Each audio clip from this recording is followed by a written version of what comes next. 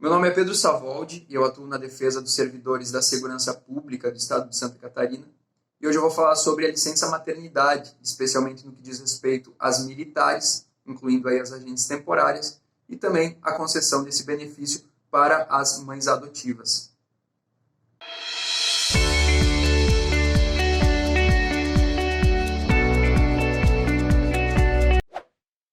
Em 2015, foi aprovado no Congresso Nacional uma lei que ampliou o direito de licença maternidade, que já era concedido para as servidoras públicas civis, também para as servidoras que compõem o quadro das Forças Armadas do Brasil.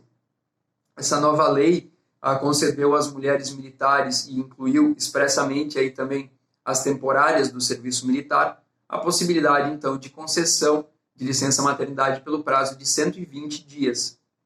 O período de licença maternidade ele tem início, via de regra, a pedido da gestante, que pode ser feito a partir do 9º mês de gestação, ou ele é contado a partir da própria data do parto, sendo que a lei ela ainda coloca uma ressalva, uma possibilidade de que esse pedido possa ser feito e possa ser concedido ainda antes do 9º mês, caso seja apresentado pela militar uma prescrição médica, onde se indique a necessidade desse afastamento antecipado. A lei das militares ela ainda prevê a possibilidade e o direito a retornar após a gestação para a mesma função que a militar já exercia antes de ser afastada por causa da licença maternidade e também prevê, por outro lado, a possibilidade de readaptação, que é a mudança de função por motivos de saúde, bastando que esses motivos de saúde sejam constatados pela Junta de Inspeção de Saúde. Uma série de outros direitos também foram garantidos por essa lei para a proteção da saúde da mãe e da criança, especialmente no que diz respeito ao retorno dessa mãe ao serviço militar, como é o caso, por exemplo, da concessão de 1 hora de descanso diário durante todo o período de amamentação. Mas outra questão interessante que é abordada por essa lei é o reconhecimento expresso do direito à licença maternidade também para as militares que vierem a ser mães através do processo de adoção. Essa legislação ela acabou estabelecendo um período menor para as mães adotantes e esse período varia conforme a idade da criança, indo de 30 a 90 dias de licença remunerada. Mas é importante também destacar que já existem decisões do Supremo Tribunal Federal reconhecendo que não pode haver qualquer tipo de diferença entre os prazos de licença maternidade concedidos para a gestante e para a adotante.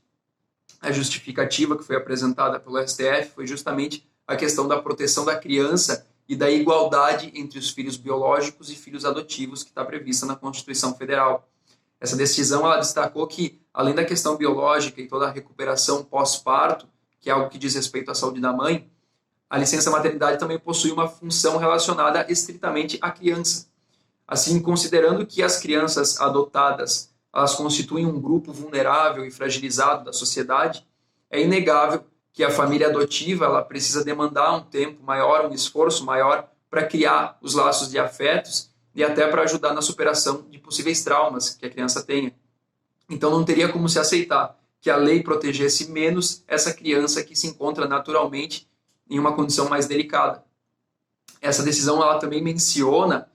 fazendo um paralelo com aquilo que a lei da licença maternidade das militares estabeleceu, sobre o prazo de concessão da licença variar conforme a idade da criança adotada,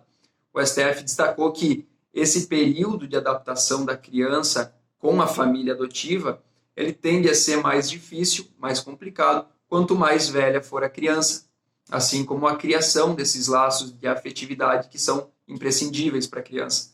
Então, assim como não faria sentido que a lei tratasse com menos cuidado um filho adotivo em relação a um filho biológico, igualmente não poderia a lei proteger de uma forma menos benéfica a criança mais velha em comparação com uma criança mais nova, nesse caso. É claro que a decisão do STF também tratou, além do que diz respeito à proteção da criança, também tratou daquilo que diz respeito à mãe adotiva, que é justamente a necessidade de assegurar à mulher que é mãe as condições para compatibilizar a maternidade e a profissão, sem assim discriminar a maternidade biológica da maternidade adotiva. Mas voltando à questão do prazo do período de licença maternidade que é concedido para as integrantes das Forças Armadas, que é de 120 dias, existem hoje projetos de lei tramitando na Câmara dos Deputados, especificamente para as militares estaduais, ou seja, as agentes da Polícia Militar e do Corpo de Bombeiros Militar. Essas propostas elas pretendem justamente ampliar esse período de 120 para 180 dias. Em Santa Catarina, já existe uma lei nesse sentido desde o ano de 2009. No mês de julho daquele ano, entrou em vigor uma lei que alterou a licença maternidade das servidoras públicas civis, justamente aumentando o período de licença maternidade, que era de 120 para então 180 dias. E em dezembro daquele mesmo ano, foi promulgada uma outra lei, acompanhando aquela legislação anterior, mas destinada especificamente para as carreiras militares, de modo que, desde então, se reconhece já no Estado a possibilidade de concessão de 180 dias de licença maternidade para as militares estaduais de Santa Catarina. E essa lei também prevê não mais a concessão a partir do 9º mês, mas do 8º mês de gestação. Então, se você ficou com alguma dúvida ou tem alguma sugestão, deixe o seu comentário aqui e não esqueça de nos seguir nas nossas redes sociais para acompanhar mais novidades e informações sobre os servidores e as servidoras da Segurança Pública do Estado de Santa Catarina. Até o próximo vídeo.